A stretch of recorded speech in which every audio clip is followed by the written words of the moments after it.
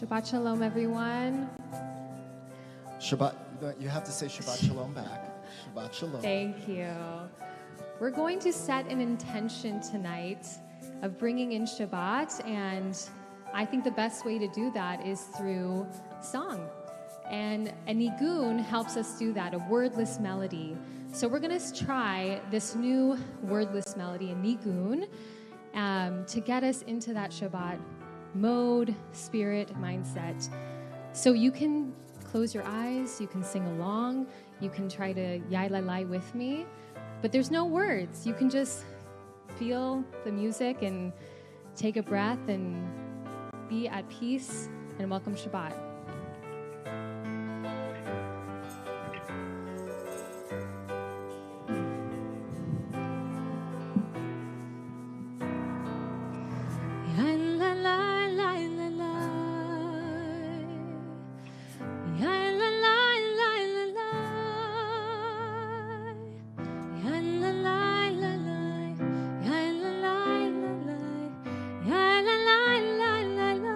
Let's try that again.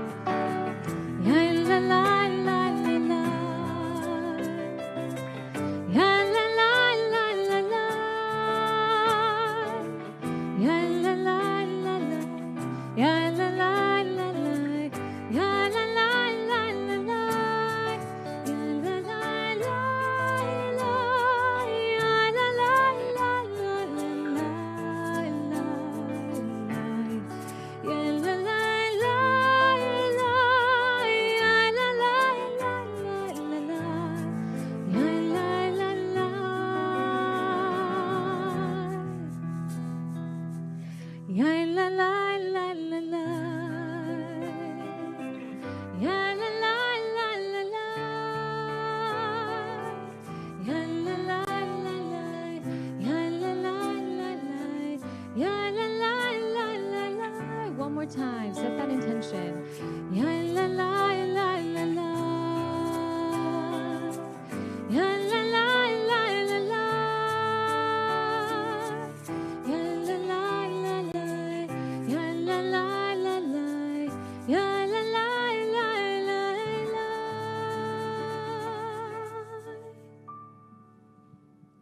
Beautiful, I love that one.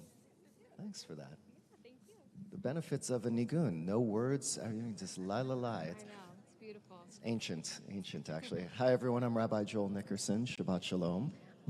Shalom, I'm Cantorial Intern Aliya Stuart. So nice to have you all here. Before we really get into the service, please turn to the people around you, introduce yourself, say Shabbat Shalom, ask them how they're doing, how their week's been.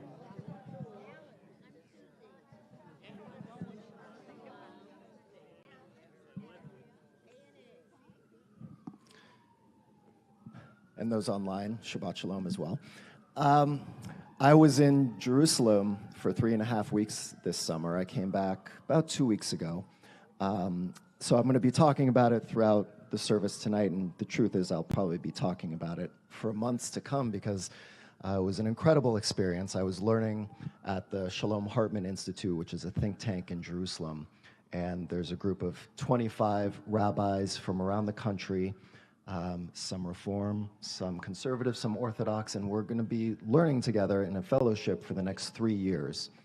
So for the next 2 or 3 summers, we'll be there for 3.5 weeks and a week in January or February. And we're talking and learning with amazing scholars about the big issues in the Jewish world, peoplehood and faith and ethics. And so I'll have plenty of material for many years to come. But one of the things that was so nice about being back in Jerusalem, the last time I lived there for that amount of time, I lived there for a year. Most of my trips to Israel over these last years have been with families and groups. And you go stay from one hotel to the next and you travel around. But here I was really embedded in an Airbnb in Jerusalem, in this neighborhood called the German Colony, which is this great little neighborhood near the old city. When I had jet lag, I would get up at 5 in the morning, literally walk to the old city, go to the hotel, walk home, go through my old stomping grounds. It was great. One of the things in Jerusalem on Friday night, Kabbalat Shabbat, is just so special. And what's wonderful about Kabbalat Shabbat and Friday night services in Jerusalem and in Israel, people here get upset if we go too long because you have dinner reservations. But in Jerusalem, services start around 6 and they'll go until 8 or 8:30. And most of those services do not focus on the part of the service that we actually focus on. They actually focus on what is called Kabbalat Shabbat, which is the beginning of the service that you only do on Friday nights. And I went to one where literally for 2 hours, it was just nonstop nigunim and singing, song after song. Everyone there speaks Hebrew, which helps, but just ongoing music and song with the weather in Jerusalem just like this. So even though tonight will not be 2.5 hours, I promise you, this really is a chance to transport yourself to somewhere that feels special to you. Maybe it's somewhere you've been this summer. Maybe it's a place in your memory and in your own life that has been a place that holds a special place in your memory, a place that brings you joy and satisfaction and peace. And I want you to hold on to that as we go through Shabbat tonight. We're going to continue with Hine Matov. You can find it on page 10 if you need it. Really just how wonderful it is for us to be together, especially in this space in the summer.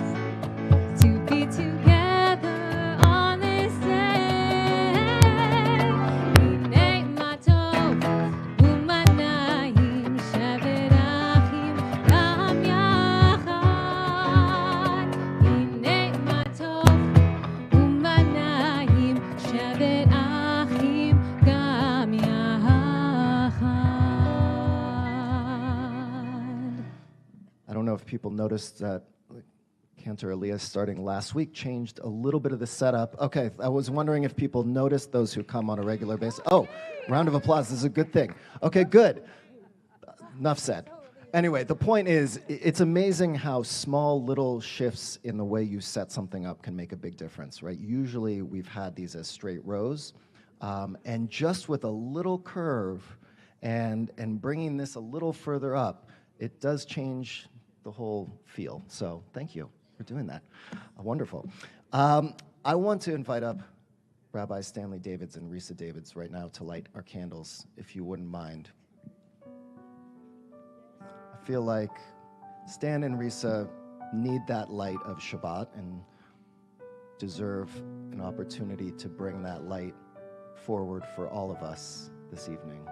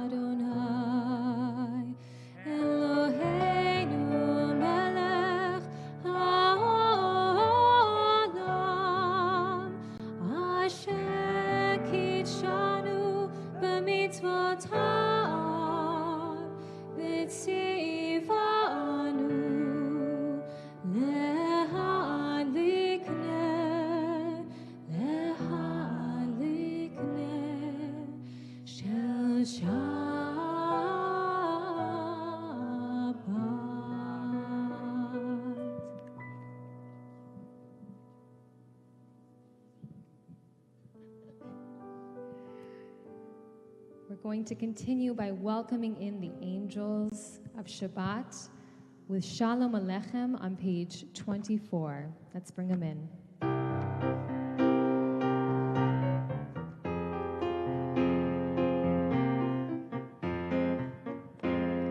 Shalom Aleichem, Malachei Hasharet, Malachei Elyon, Mi Melech Malachei Hamlachim HaKadosh Baruch Hu. Malachem L'Shalom, Malachei Hashalom, Malachei Elyon, Mi Melech Malachei Hamlachim HaKadosh Baruch Hu. Marchuni L'Shalom, Malachei Hashalom, Malachei Elyon, Mi Melech Malachei Hamlachim HaKadosh Baruch Hu. Tzeitzchem L'Shalom, Malachei Hashalom, Malachei Elyon, Mi Melech Malachei Hamlachim HaKadosh Baruch Hu.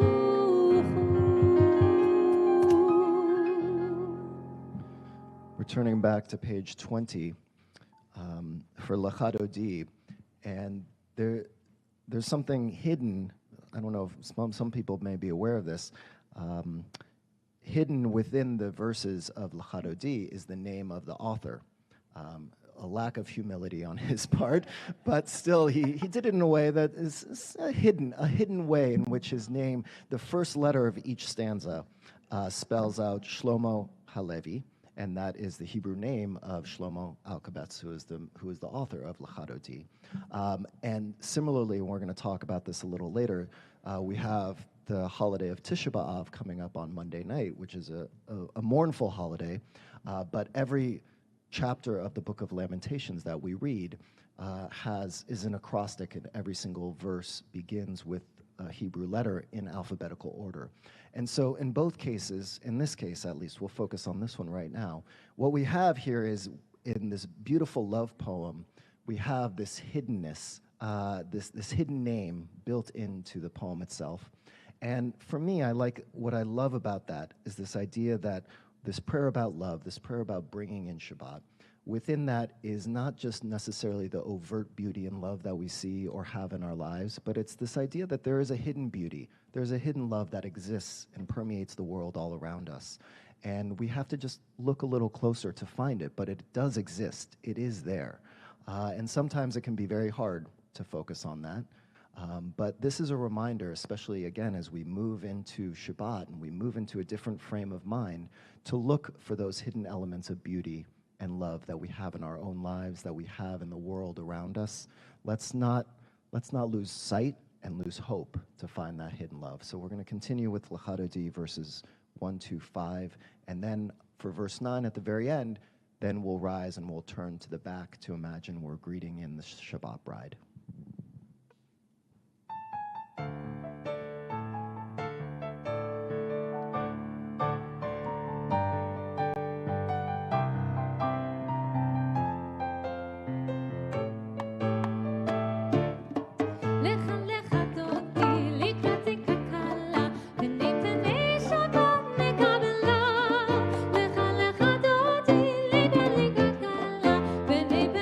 Shabbat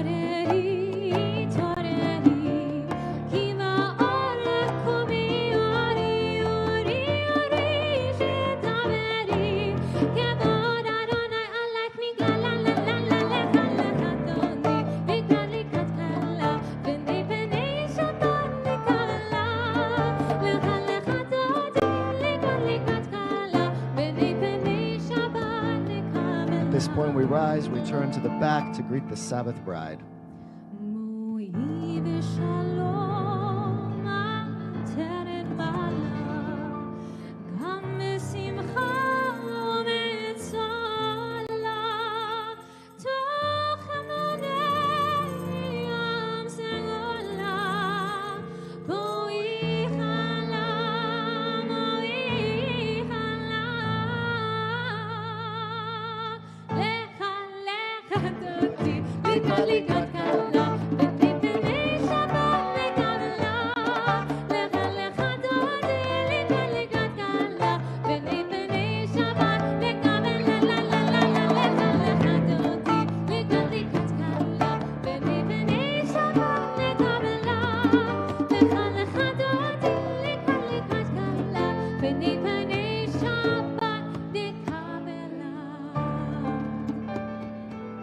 Be seated. Sometimes that love is hidden, and sometimes love between two people creates something beautiful and new in the world. And so I want to invite up Daniel and Allison along with their parents, Homa and Harry and Jim and Maureen, and to bring along little baby Mila, who is going to receive her Hebrew name this evening. 2 months old. She's adorable. You will see in a minute. We'll see if she stays quiet. If she doesn't, it's okay.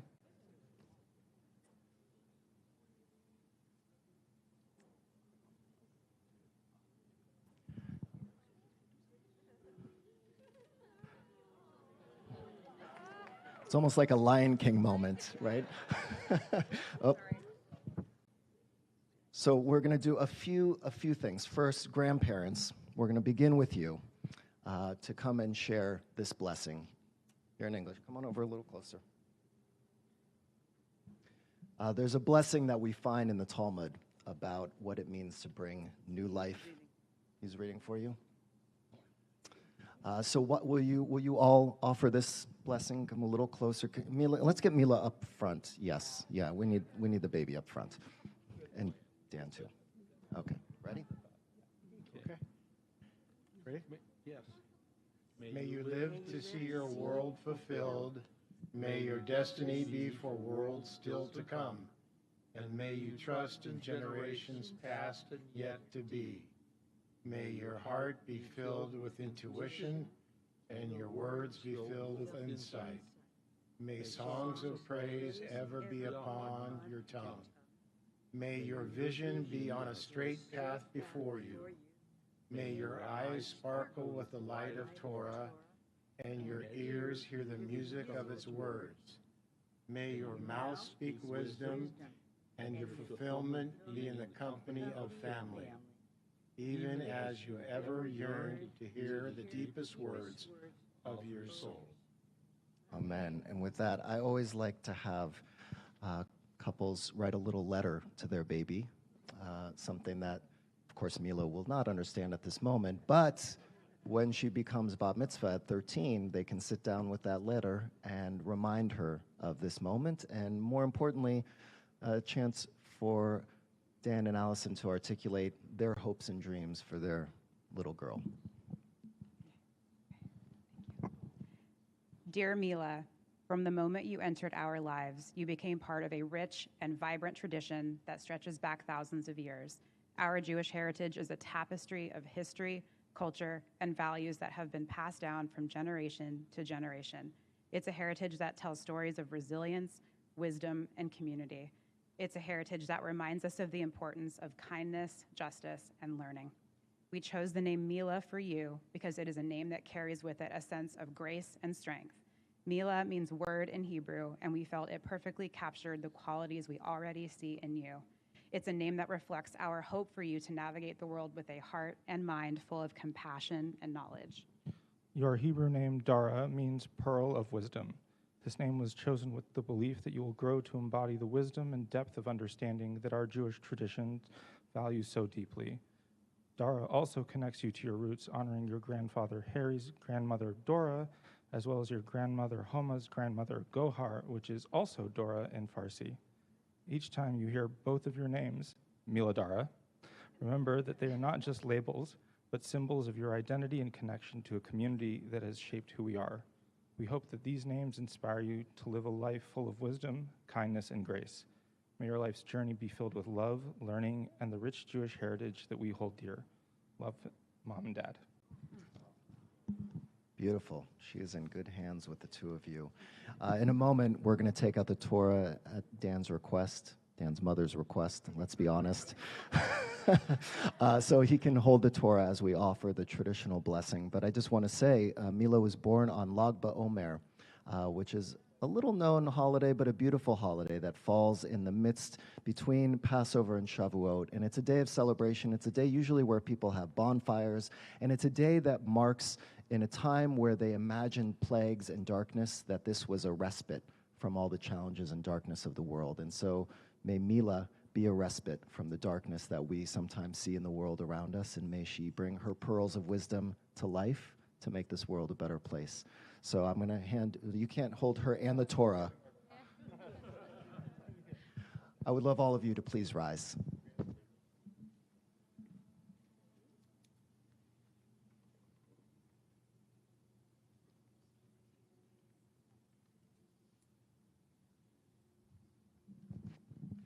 Eloheinu ve'Elohei avotenu v'yemotenu, kayem et hayelda hazot la'aviha ula'ima, vayikre shema beYisrael Dara bat Moshe ve'aviva. Zot haketana gedola tiyeh kashem shenichnasa labrit ken tikanes leTorah lechupa u'lema'asim tovim. Our God and God of our mothers and our fathers, sustain this child through her parents. Let her be known among the house of Israel as Dara bat Moshe ve'aviva. May her name be a source of joy to her and inspire her to serve our people and all of humankind. As her parents have brought her into the covenant, so may she, with wisdom and patience, lead a life of Torah, of blessing, of learning, of chuppah, of loving relationships, and of ma'asim tovim, of good deeds. And together we say, Amen. Amen. And we come together and we offer this beautiful blessing that you can offer baby Mila every Friday night from this point forward, our ancient blessing, priestly blessing.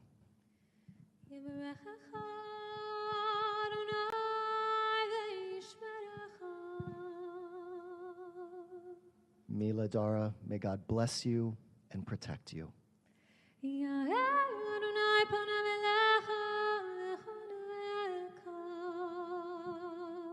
May God's light shine on you and comfort you.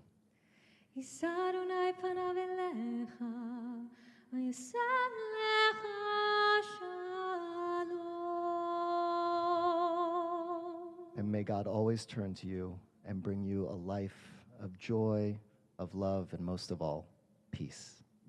Amen. Amen. We have one last thing to say. Simen tov, mazel tov, mazel tov, simen tov, mazel tov, mazel tov, simen tov, mazel tov, mazel tov, simen tov.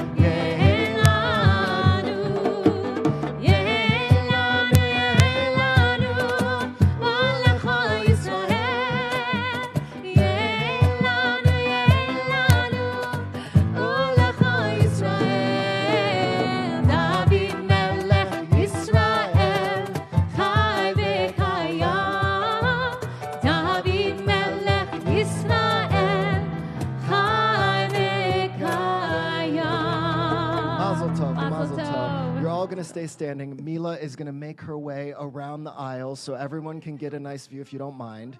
Don't cough on her or get too close. We're all going to remain standing for our call to prayer, the Baruch Hu.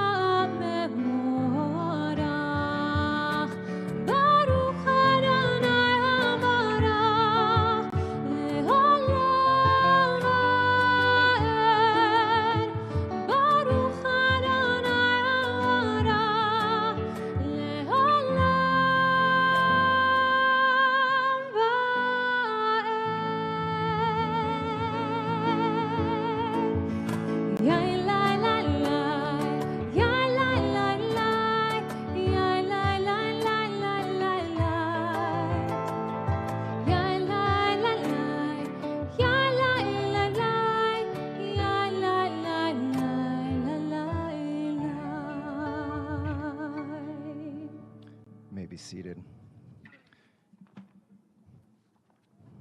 We turn now to Ahavat Olam. You can find it on page 32. And I'd love for us just to read the English translation before the cantor chants it. Let's read the English translation on the bottom of page 32 together. Everlasting love, you offered your people Israel by teaching us Torah and mitzvot, laws and precepts. Therefore, Adonai our God, when we lie down and when we rise up, we will meditate on your laws and your commandments. We will rejoice in your Torah forever. Day and night we will reflect on them, for they are our life, and doing them lengthens our days. Never remove your love from us. Praise to you, Adonai, who loves your people, Israel.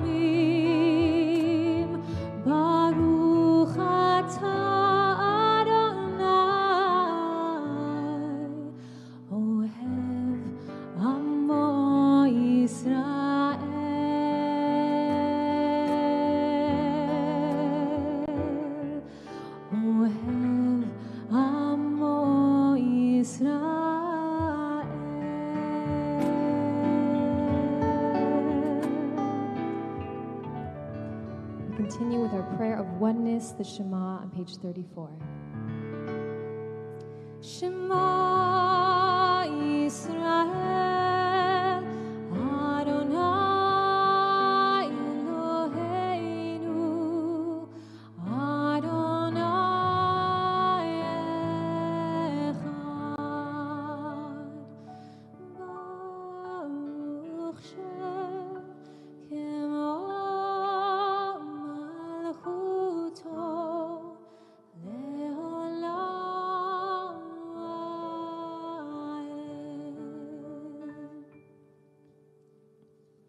On page 36, we join together for Ve'ahavta. Ve'ahavta et Adonai Elohecha b'chol levavecha u'b'chol nafshecha u'b'chol me'odecha ve'hayu hadvarim ha'ele asher anochi mitzavecha hayom al levavecha v'shinantam levanecha v'dibarta bam v'shivtecha b'beitecha u'v'lechtecha b'derech u'v'shochbecha u'v'kumecha u'kshartam le'ot haliyadecha v'hayu letotafod bein einecha u'chtavtam al mezuzot beitecha u'v'hisharecha למען תזכרו ועשיתם את כל מצוותיי והייתם קדושים לאלוהיכם אני אדוני אלוהיכם אשר אשר הוצאתי אתכם מארץ מצרים, להיות לכם לאלוהים, אני אדוני אלוהיכם. We turn now to page 40, our freedom song, Micha Mocha, our chance to imagine that every single day is an opportunity for us to find freedom in our own lives, for us to look out in the world and where we see darkness or we see enslavement, to imagine that there is still the possibility to find hope and to find freedom. And so with that, page 40, we continue.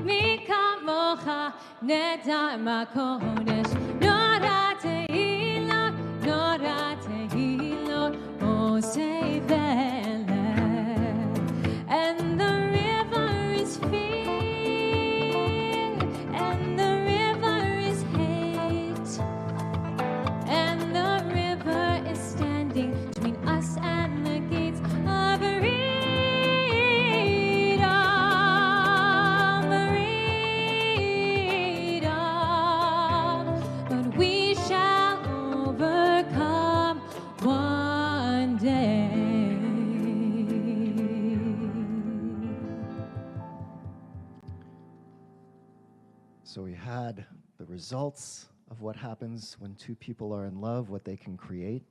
And right now, I want to invite up Sophia Allen and Michael Ferguson to come up at this time, because they are just starting their love journey. Well, they started a while ago, but they are going to get married at the end of September, and so we want to offer you a blessing tonight.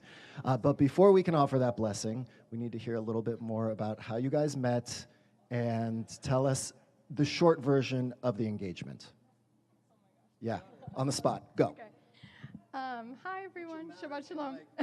Dramatic. Okay. We met on, as many people do, on a dating app. Which one? It was Bumble. It was many years ago.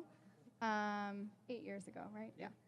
And and it's been a wonderful 8 years. And our engagement was an early morning sunrise at the beach. We live in New York. We live in Brooklyn. So it was at Fort Tilden.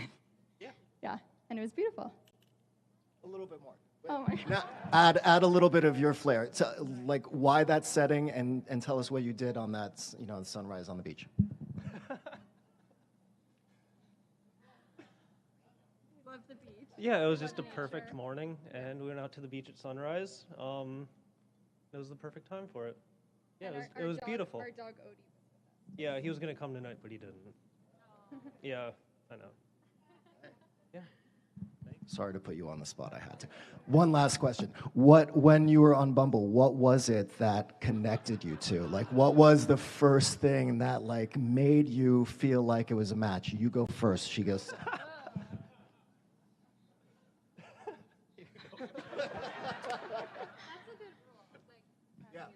Okay.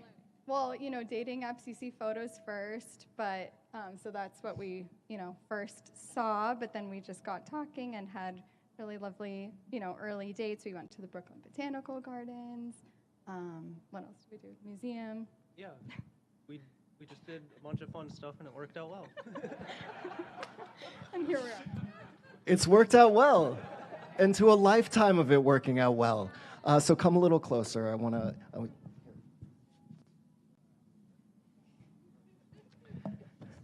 Please all stand up one more time for this blessing. May God, who blessed Abraham, Isaac, and Jacob, Sarah, Rebecca, Leah, and Rachel, bestow blessings upon Sophia and Michael, who are soon to enter the holy covenant of marriage.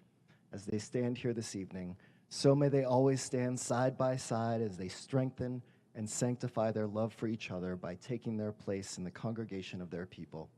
Help them, O God, to face the future with faith in you. Teach them that the deepest meaning of love is to share life's trials as well as life's joys.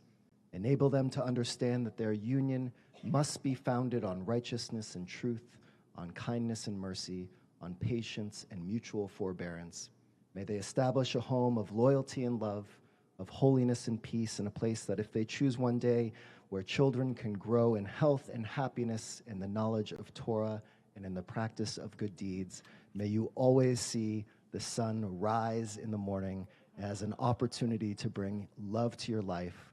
And may you stroll around and always just let her say whatever she wants for the rest of your lives, and then you shall have peace. So with that, we offer this ancient blessing.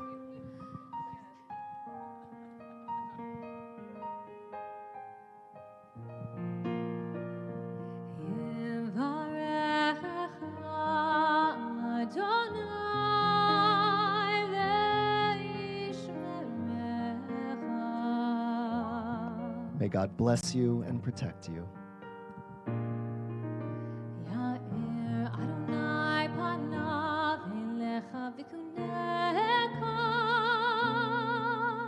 May God's light shine on you and comfort the two of you.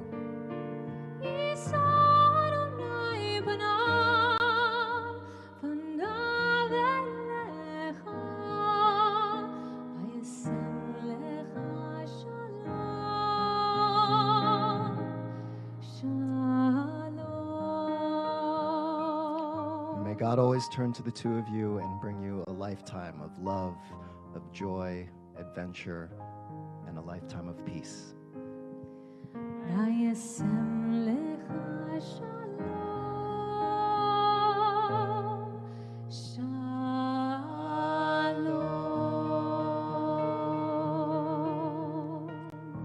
We're not going to lift you in chairs, but we have to sing a little Simon Tov.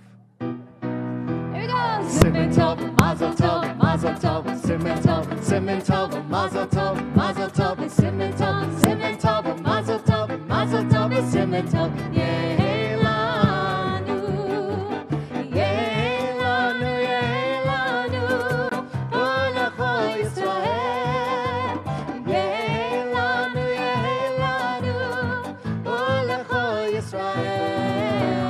David Melech Yisrael.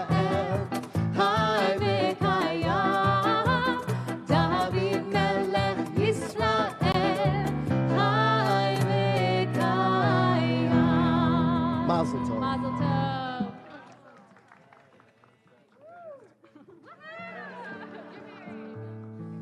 May be seated.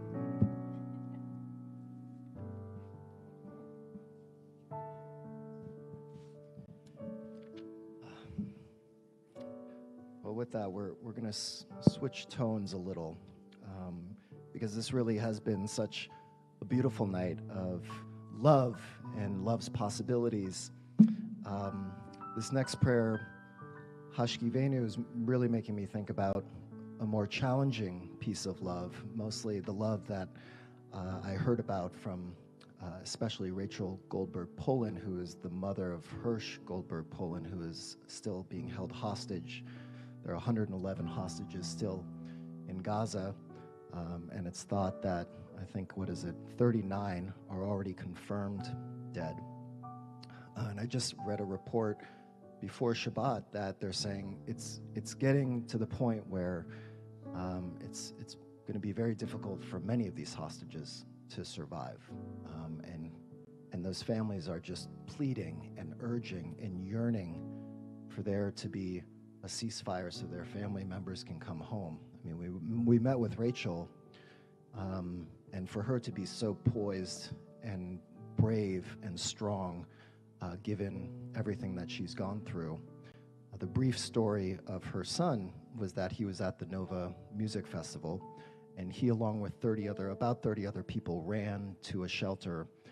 Every bus stop in that area in the Gaza envelope has a shelter next to it, because you have about 10 to 15 seconds to get to shelter if the sirens go off in that area. So they all ran into a shelter hoping that they were going to be safe there. And one of Hirsch's friends named Aner stood at the front of that shelter, right inside, and every time the terrorists threw a grenade, he would pick it up and throw it back. And he did that 7 times. And then on the 8th time, he died. And then Hirsch lost an arm with another grenade. And there were only a few of them who made it out of there alive. Most of the people in that shelter died. And he was taken to Gaza. And Rachel spoke to us about how she's met with all the leaders around the world, how challenging it's been to stand in front of the people who are the most powerful people in the world, and yet they don't have the power to be able to bring her child home, and how disheartening that's been. And yet, as she said, hope is mandatory. That's been her mantra and her prayer. And every single morning, she says she gets up and she prays, and she still has hope. Hashkivenu really is our chance to offer that prayer of hope, especially right now, to offer prayers of hope to all of those parents and siblings and family members who have hostages still in Gaza, who are just yearning for them to come home, and pleading with the government and pleading with the world to make that possible. And so Hashkivenu asks us to be sheltered under a Sukkot Shalom, a shelter of peace. And so we offer this as a prayer for peace, of sheltering love to all of those families, to the hostages themselves, and peace for this entire world. Page 42.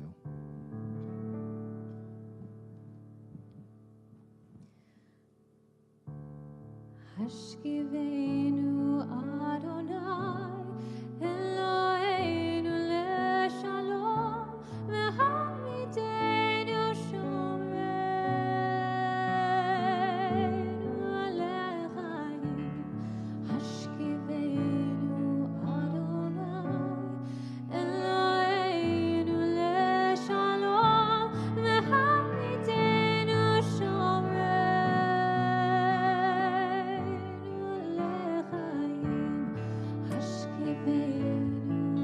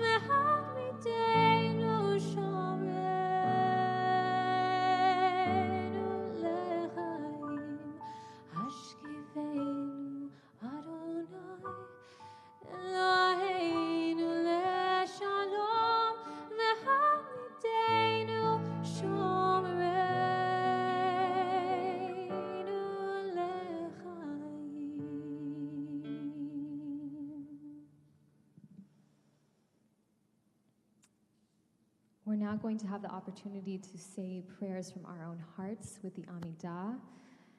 And I'll invite you all to please rise as we join together for Adonai Svatai Tiftach, asking God to help us open our lips so that we can declare not only that praise to God, but to say those words from our heart, the deepest intentions and prayers that we have ruminating within us. We're going to start with the opening prayer on page 46. We'll continue with silent meditation and then join together with Yehi Ratzon.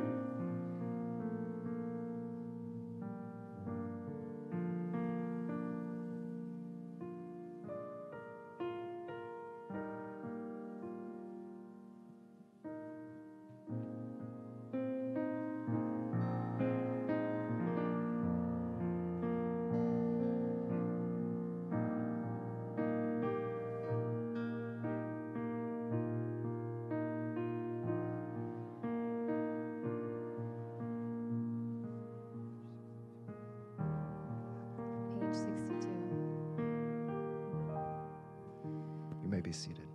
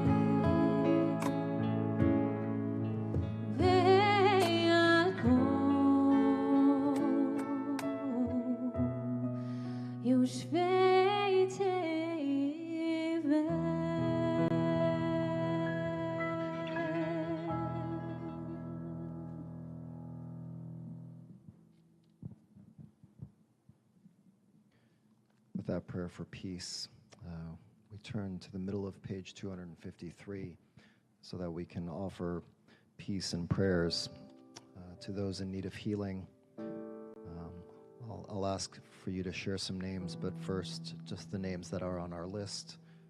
Michael Alkov, Bonnie Chizik, Chaim David, Sophia Rachel Gadushi, Karina Wallen-Harar, Cindy Jacobson, Chuck Polyp, Quincy Rose, Judith Salter, Nancy Center, Karen Shanbrom, and Shraga Stern. If you're thinking of anyone who is in need of healing and you want to share that name out loud,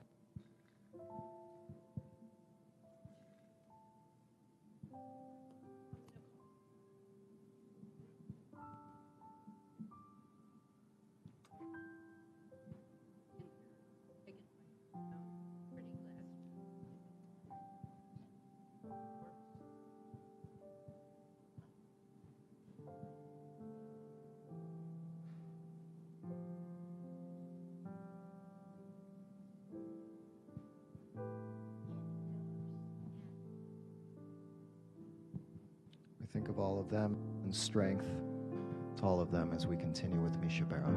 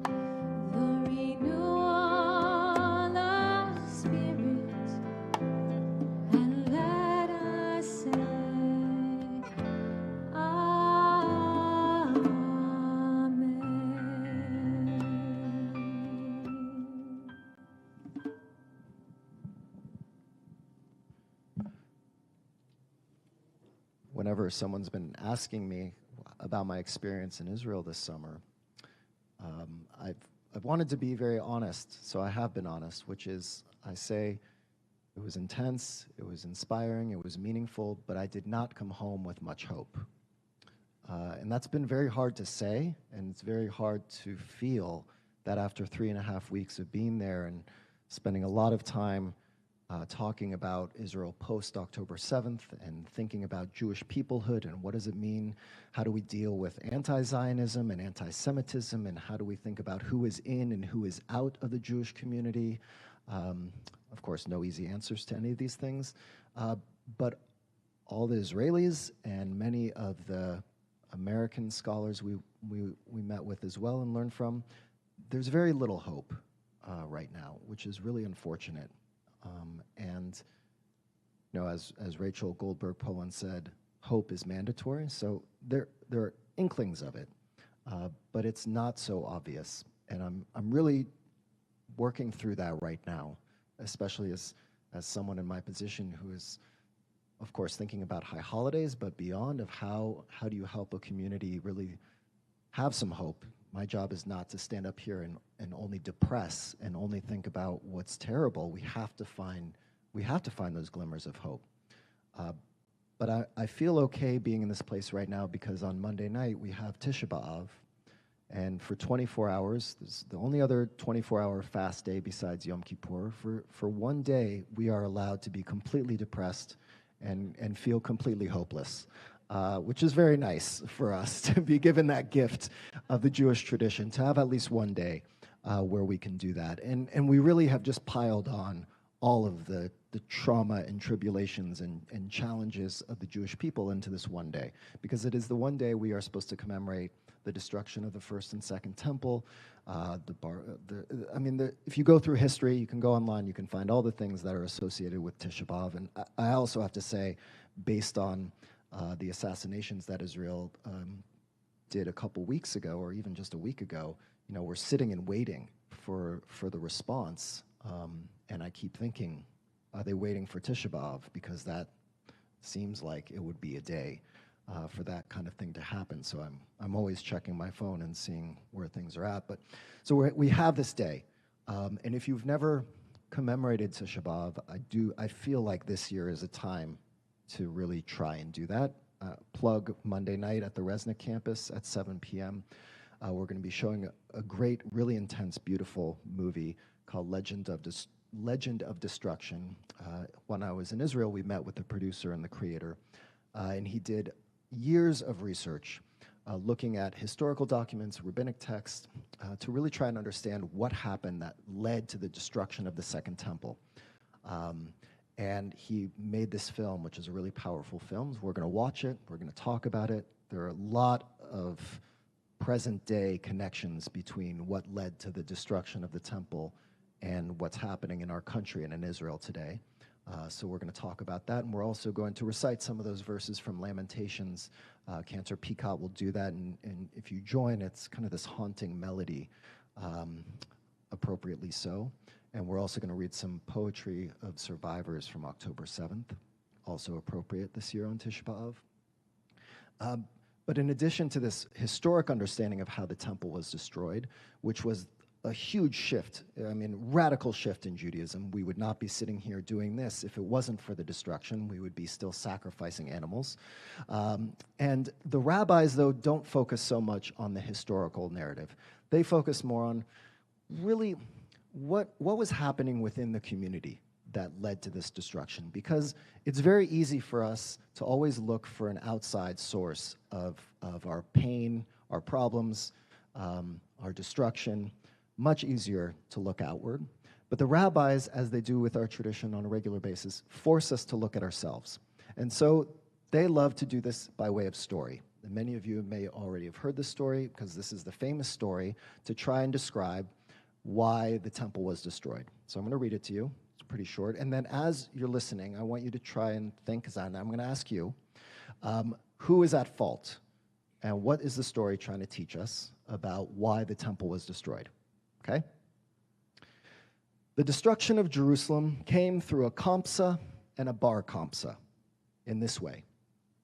A certain man had a friend, Kamsa, and an enemy, Bar Kamsa. He once made a party and said to his servant, "Go and bring Kamsa." The man went and brought Bar Kamsa.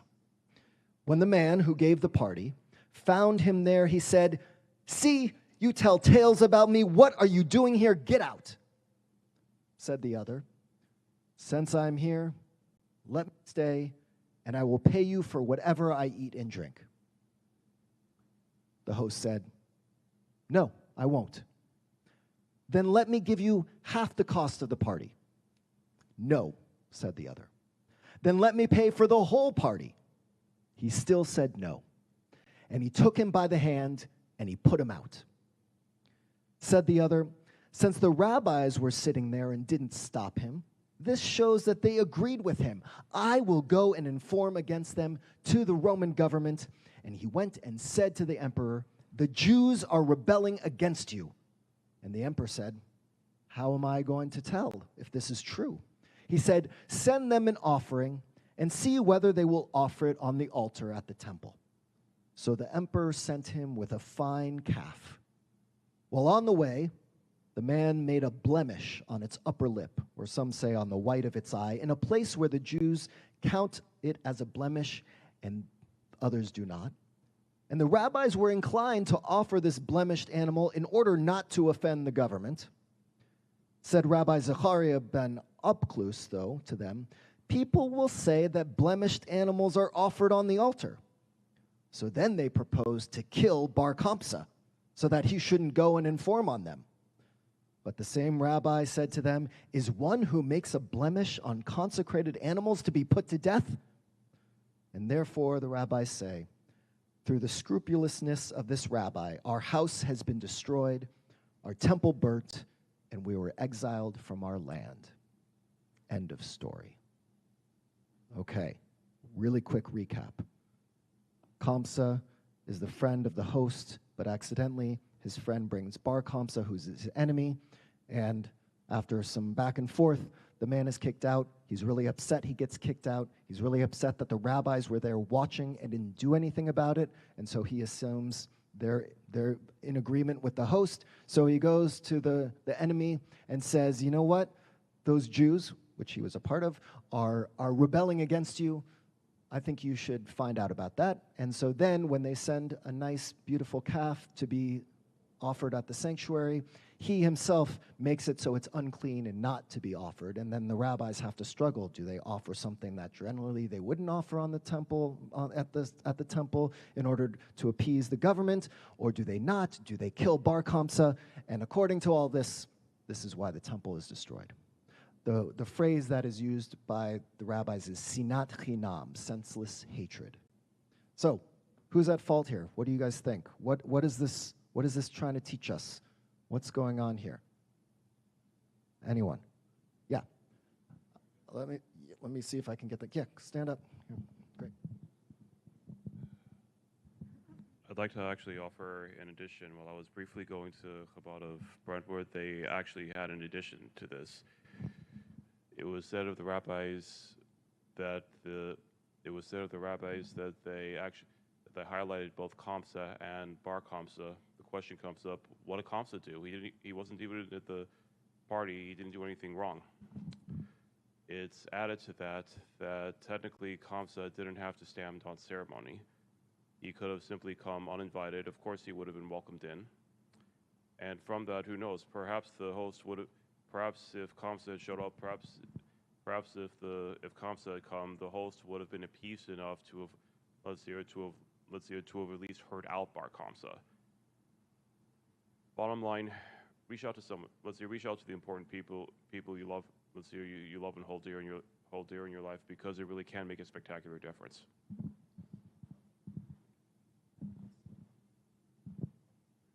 I think the fault is with the breakup in the community when they were bickering and making each other enemies.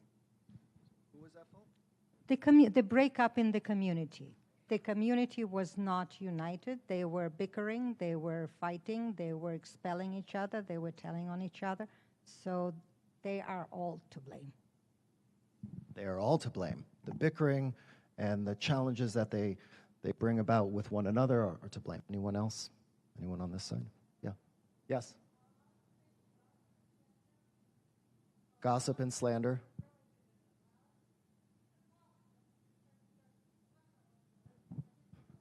All right, gossip and slander. Anything else? Yeah.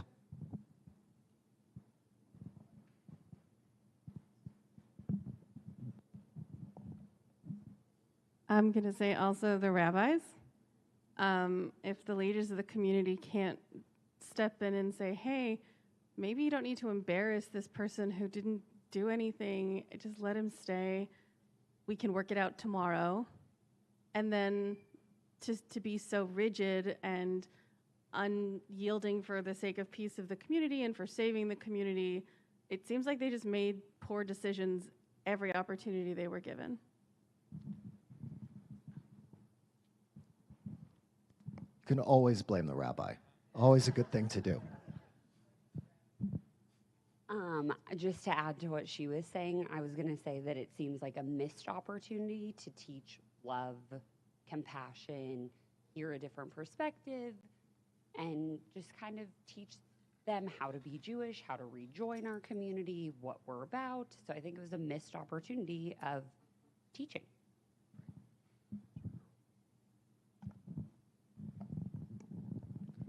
The expression, the punishment doesn't fit the action.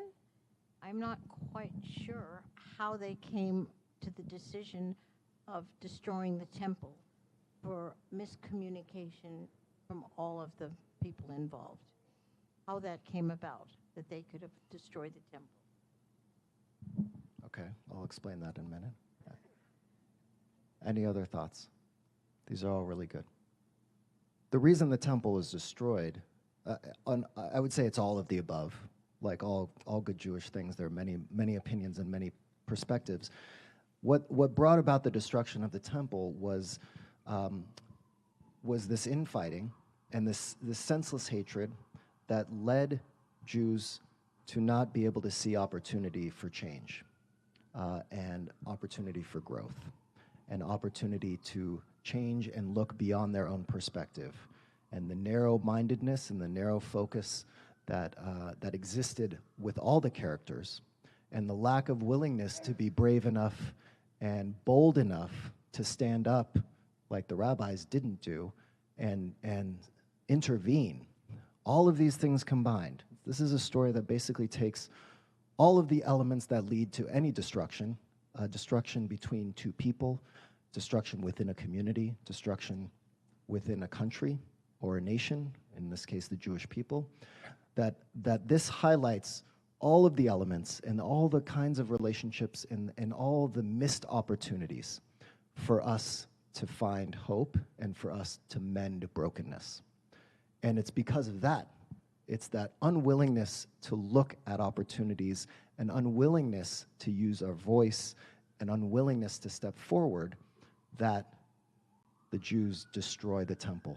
Here, the rabbis are not saying that it is an outside force at all. They are saying, look in the mirror, community, look in the mirror, country, look in the mirror, relationship. Don't blame the outsider. It's so much easier to blame the outsider. It's so much easier to blame the other. But really, at the end of the day, it's very much a lot of what we do. I think it's getting harder and harder for us to do that. I think it's getting very easy in this country, and I saw it in Israel too, for people purely to look and blame the other. However you want to define the other. Red, blue, purple, it doesn't matter. We are making it so easy to blame the other and very little reflection about our own personal stake in the game. And an unwillingness to see that by blaming the other, we are part of the problem. It's always the other person's fault. It's always their policies. It's always their idea. It's that person's fault. When in fact, it's so much more complicated than that. Everything is so much more complicated than that. The simplicity of the way in which these characters in this story live their lives is also part of that destruction. The simplicity of black and white, the simplicity of seeing the other as the other and blaming the other. That seems to be, according to the rabbis, what leads to our destruction. And that's what we mourn on Tisha B'Av. And that's why, thank God, we only have one day in which we're supposed to do that. And in a few weeks, before you know it, and definitely before I know it, we're going to be gathered for high holidays. And we are going to do that process of teshuvah, of repair, of return. And in many ways, we're in this, it's less than 7 weeks, basically, until the high holidays. And this Shabbat is Shabbat Nachamu, the Shabbat of comfort, leading right into Tisha B'Av. We're supposed to try and comfort ourselves and gird ourselves with strength to prepare ourselves for the challenge of what it means to go beyond the simplistic, to go beyond the othering. But Tisha B'Av is really our chance to just hold on to the pain that comes when we look at our ancient experiences as Jews and our very modern experiences as Jews. October 7th was such a destruction, and it destroyed more than just thousands of lives. It has destroyed hope in many ways, and that's the most painful part of what we are dealing with as a Jewish people, and especially in Israel. We have our own challenges as American Jews, but that destruction of hope, that is the worst kind of destruction. And so Monday night and Tuesday is our chance to sit with that, to reflect on that, And I would say even to extend it to our own lives where you personally have lost some sense of hope. It could be about our nation. It could be about the Jewish people. It could just be about your own state of being. To sit with your lack of hope in some aspect of your life, to mourn that challenge that you're facing, and then we get up because hope is mandatory. So I hope you'll join me on Monday night, and if not, live with the Jewish guilt.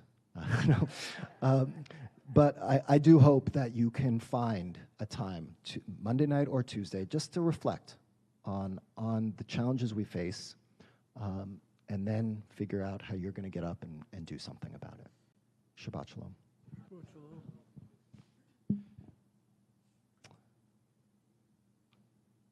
Just a couple of announcements. I already announced about Tisha B'Av on Monday night. I also mentioned Nova. We sent out an email just before Shabbat, and thank you again to Donna Nadel. Will you just raise your hand? Our executive director of the synagogue, who's been working very hard in partnership with the Nova exhibit. It was in New York, and it's now in Los Angeles. It's opening soon.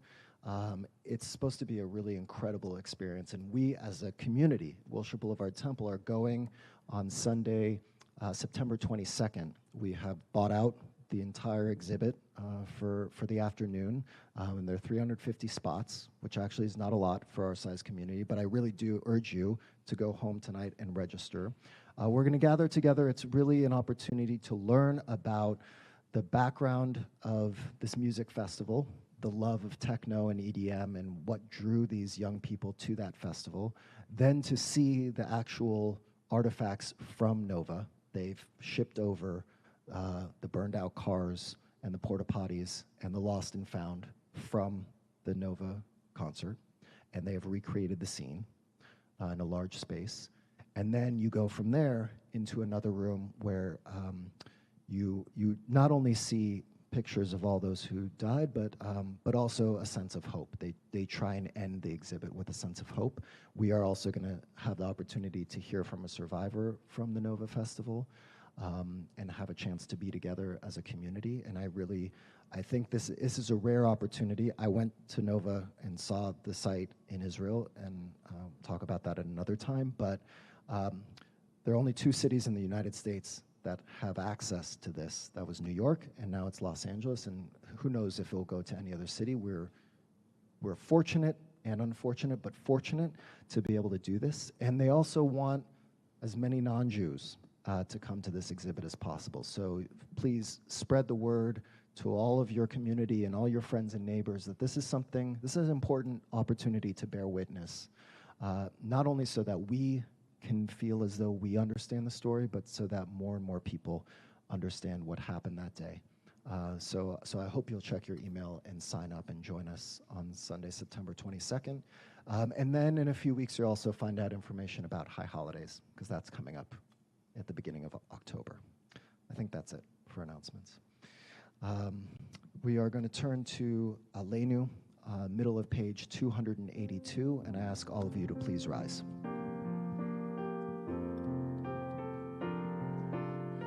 עלינו לשבח לאדון הכל, לתת גדולה ליוצא בראשית, שלא עשנו כגויי הרצון, ולא שמנו כמשפחות האדמה, שלא שם חלקנו כהם, וגורלנו ככל המונם, ואנחנו קוראים ומשתחווים ומודים לפני מלך מלכי המלכים הקדוש ברוך הוא.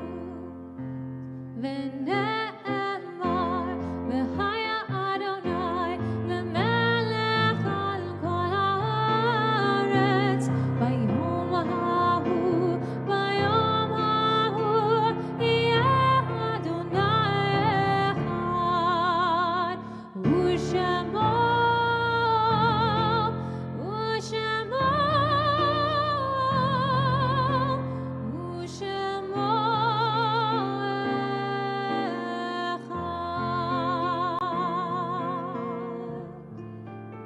standing, we turn to the bottom of page 374 for Hatikva.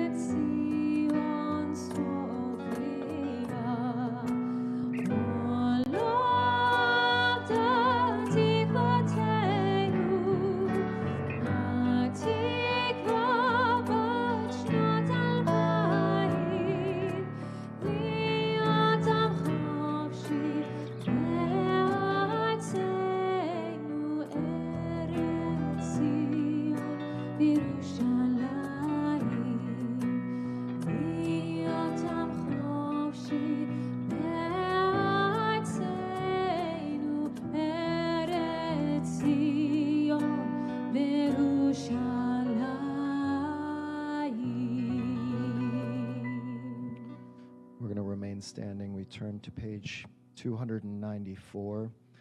Before we offer, just thank you to our musicians for being here tonight and adding to the music of this evening, and to Cantorial Intern Aliya. We're thinking of these people tonight, those who have passed away in the past month: Lillian Aber, Pamela Brenman, Stephen Dresner, Helen Fleischman, Hillard Hilly Gordon, Ita Gordon, Anthony Gross, Simon Max Kaplan, Mero Podolsky, Retta Resnick, George Schenk, Charles Schwartz, Rosalind Roz Weissman, and Gloria Van.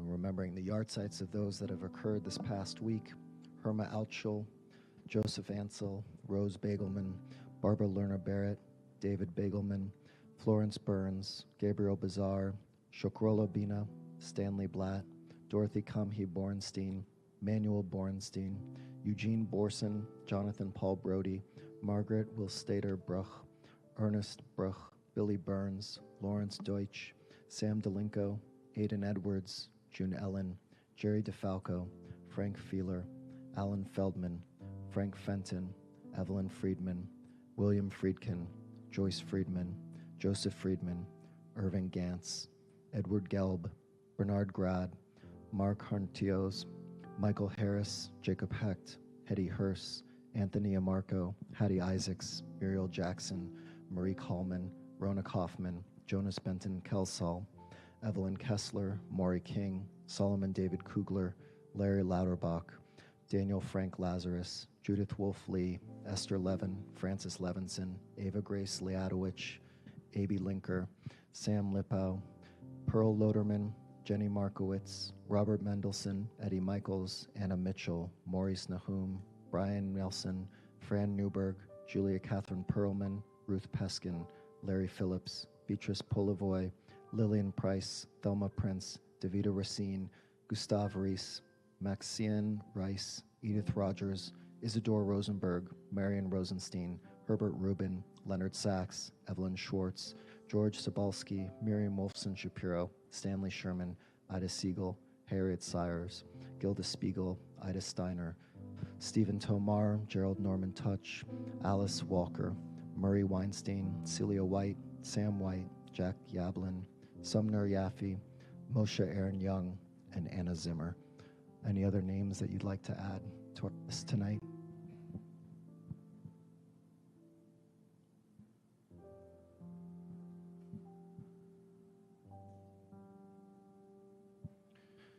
We join together. Yitkadal v'yikadash shemei Rabbah, be'alma divrach hirutei ve'amlich malchutei, b'chayechon u'vyomechon u'v'chayei d'chol Beit Yisrael, ba'agala u'vizman kariv v'imru amen. Yehei shmei Rabbah mevarach le'olam olmei olmaya, yitbarach v'yishtabach v'yitpa'ar v'yitramam v'yitnaseh, v'yithadar v'yitaleh v'yitalal shemei d'kudesha brichu. Kol birchata v'shirata, tushbechata v'nechamata, da'miran be'alma v'imru amen. Yehi Shlam Araba Min Shemaya, V'chaim Aleinu Ve'al Kol Yisrael V'yimru Amen. Oseh Shalom Birmomav, Hu Ya'aseh Shalom, Aleinu Ve'al Kol Yisrael V'yimru Amen. Let's put our arms around each other, bring some peace to ourselves, to our community, and especially to Israel.